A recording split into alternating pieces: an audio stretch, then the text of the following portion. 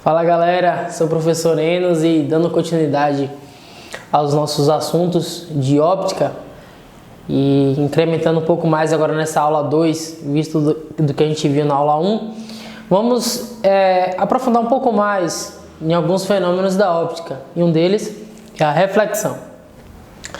Na reflexão, como a gente já disse na aula passada, acontece a reflexão de todo o raio ainda no mesmo meio. O que acontece? Nós temos aqui a superfície, que é incidida o raio, temos o meio 1 e o meio 2.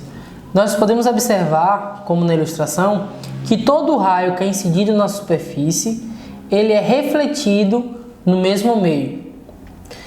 Ao longo dessa superfície, nós traçamos uma reta normal. Essa reta normal nós traçamos no ponto em que o raio incidente ele encontra a superfície. Nós traçamos a reta normal.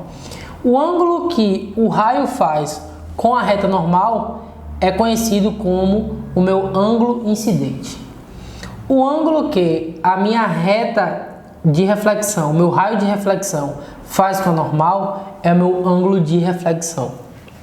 E aqui consiste a principal fundamentação e conceito para a reflexão. Por quê? O ângulo de incidência é igual ao ângulo de reflexão. Isso a gente vai utilizar em todos os exercícios e todos os conceitos. Seja para espelhos, seja para planos esféricos, espelhos planos, nós iremos utilizar isso. Sempre quando for falar de reflexão, o ângulo incidente é igual ao ângulo de reflexão. Agora, vamos conhecer um pouco mais de outro fenômeno, o fenômeno da refração. Já falamos da reflexão e agora vamos para a refração. Na refração, alguns raios atravessam a superfície que é incidida e isso a gente calcula um ângulo de incidência e um ângulo que é refratado. Vamos conhecer um pouco. Na refração, a gente tem um índice de refração absoluto e um índice de refração relativo. No índice de refração absoluto, a gente tem que o índice de refração do meio que estamos trabalhando é igual à velocidade da luz dividido pela velocidade no meio. A velocidade da luz, ela vale 3 vezes 10 à oitava metros por segundo. É sempre importante perceber e notar que a velocidade da luz, ela dividida pela velocidade, é um índice de refração absoluto. Porque quando estamos trabalhando com índice de refração relativo, estamos trabalhando com dois meios distintos, seja o meio A e o meio B. Já no índice de refração absoluto, estamos trabalhando com a velocidade da luz. Como eu acabei de falar, o índice de refração relativo, trabalhamos o índice de refração do meio A dividido pelo índice de refração do meio B, que é igual à velocidade no meio B dividido pela velocidade no meio A. Temos uma representação do que acontece na refração.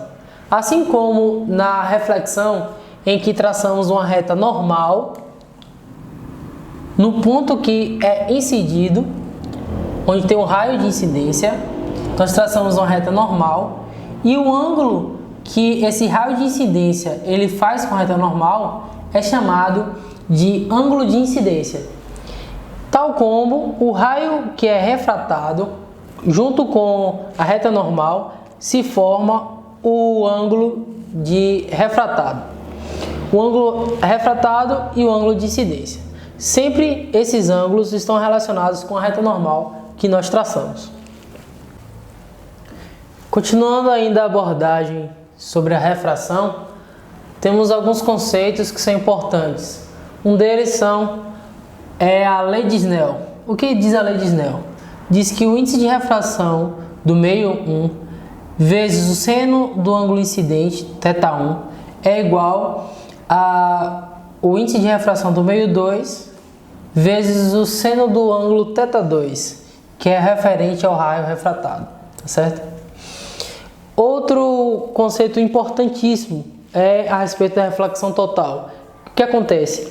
Quando o raio ele é incidido sobre a superfície, ele não é refratado totalmente. pois o raio ele percorre toda a superfície, formando um ângulo de 90 graus com a nossa normal.